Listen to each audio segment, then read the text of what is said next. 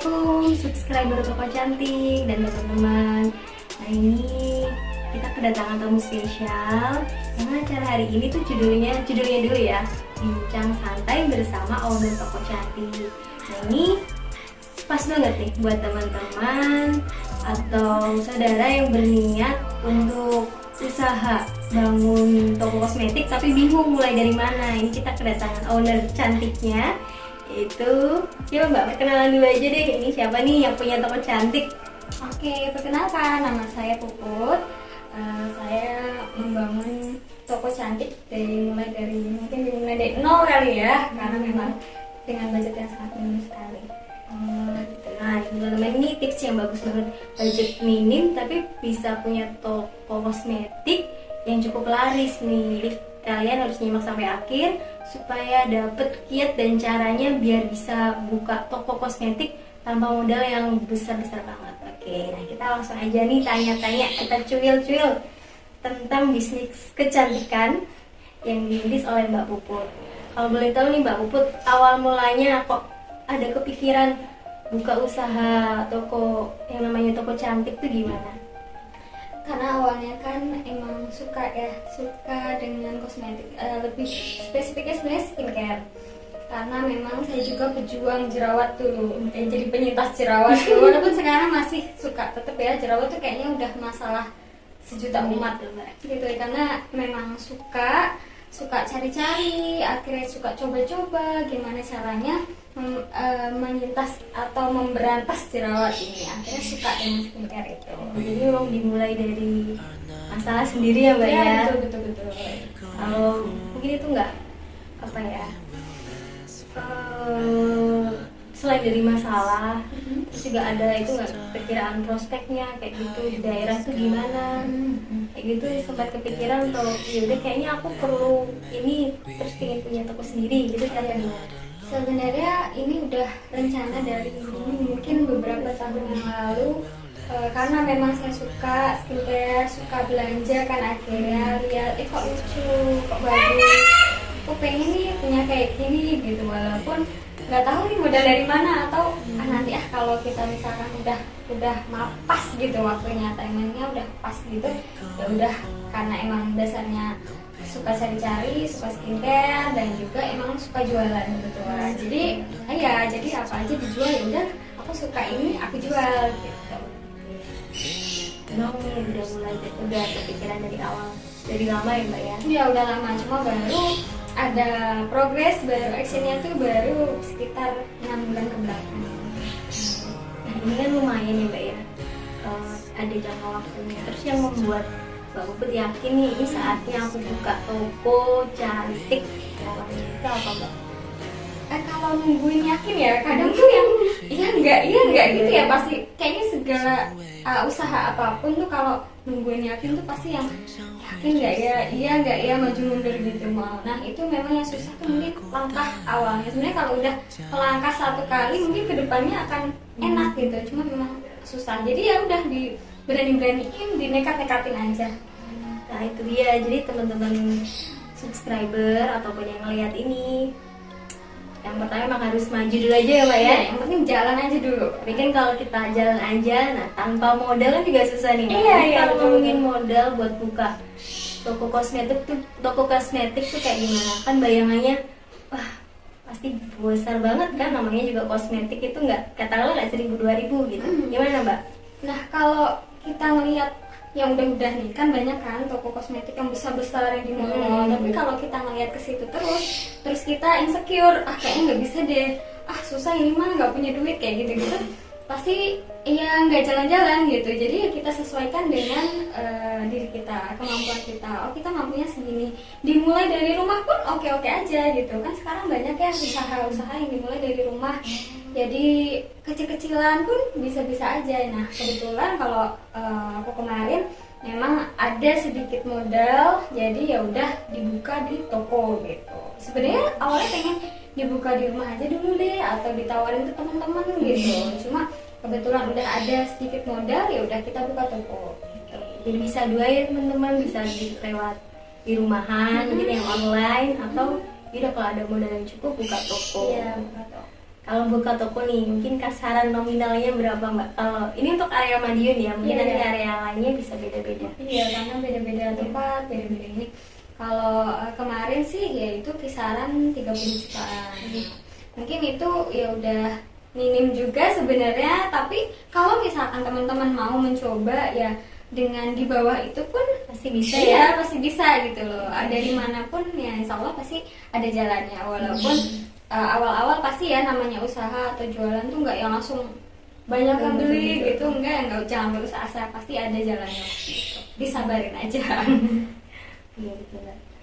Kalau namanya usaha kan juga perlu yang namanya pemasaran. Ini kalau di Madiun sendiri toko cantik tuh kayaknya udah sering ya kita lihat di Facebook atau mungkin kalau waktu lewat ke sana tuh kayak udah mencolok gitu.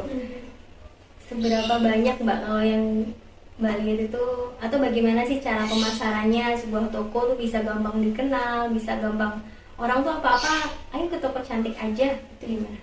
Ya sebenarnya kalau dilihat ya, kalau toko offline atau store offline itu sebenarnya harusnya sih ya lebih gampang menjangkau pembeli gitu, karena nggak seperti toko online yang mana kita pembelinya itu sangat luas, bisa seluruh Indonesia atau bahkan luar negeri, yang mana budgetnya otomatis ditambah dan juga jangkauannya lebih besar gitu. Kalau offline kan dia ada di kota tertentu, mungkin di kecamatan tertentu, jadi lebih kecil gitu.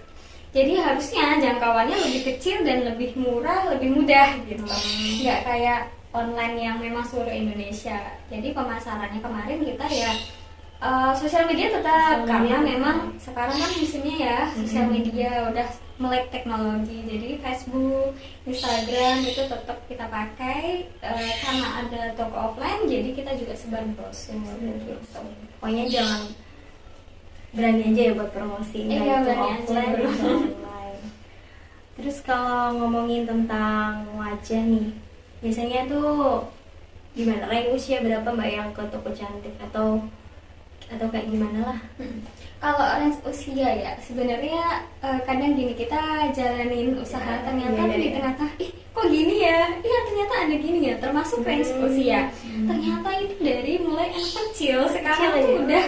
udah sangat aware terhadap kulit Betul, gitu. betul. Jadi sama ibunya gitu datang mulai dari kayaknya usia 12 tahun itu udah datang ke toko cantik, walaupun belinya mungkin nggak skincare yang berat gitu ya, dan sama beauty advisor kita juga nggak disaranin dengan produk-produk yang berat atau kandungan aktif gitu. Jadi memang mungkin beli masker atau lip balm khusus anak-anak gitu, itu range-nya mungkin dari umur 12 tahun sudah ada. Kalau yang tua itu mungkin sekitar usia 50-an ya, yang masih pengen tampil awet muda, yang masih punya cucu-cucu yang masih oke gitu. Jadi prospek banget ya teman-teman, sampai dari mulai anak-anak usia 12 bahkan sampai yang katakanlah lanjut usia itu masih pakai skincare, karena namanya juga menjaga diri ya, pasti Iya, selalu iya. ingin terlihat cantik ya gitu. Kalau yang ini nih Mbak, ini lagi ngetren juga kan skincare atau makeup, skincare kayaknya ya, pas skincare buat cowok, ada nggak nih atau caranya biar ada pelanggan cowok juga gimana yang niat kayak gitu Mbak? Kan Iya. juga lumayan. Betul banget. Jadi kita juga sebenarnya nggak menargetkan ya. Tadinya namanya aja toko cantik ya, otomatis kan Iya, iya. cewek banget ya juga. Jadi nggak menargetkan pelanggan laki-laki atau cowok gitu. Tapi ternyata ada dan banyak gitu loh yang laki-laki atau cowok tuh yang datang ke toko cantik gitu. Mereka nggak merasa gimana nih kok toko cantik, nggak toko ganteng gitu. Tapi mereka fine-fine aja, walaupun mungkin namanya kayaknya udah perilakunya cowok ya. Jadi kalau belanja ya nggak banyak cerita atau nggak banyak apa, dia tinggal ngambil Cari aja langsung bayar ya Mbak? Iya betul, tapi memang ada dan banyak laki-laki atau cowok yang datang ke toko cantik buat, memang sekarang kan udah nggak heran ya, udah bukan hal yang aneh lagi untuk laki untuk merawat diri, karena ya sama-sama sih ya sekarang wanita laki-laki sama aja. Teman-teman banyak prospeknya besar banget ya. Iya, Bukan iya, betul. Perempuan tapi juga laki-laki sekarang juga udah melek sama skincare. Kalau katakanlah sebuah toko ataupun usaha kan perlu pelayanan nih Mbak. Kalau di toko cantik sendiri memberikan pelayanannya tuh kayak gimana?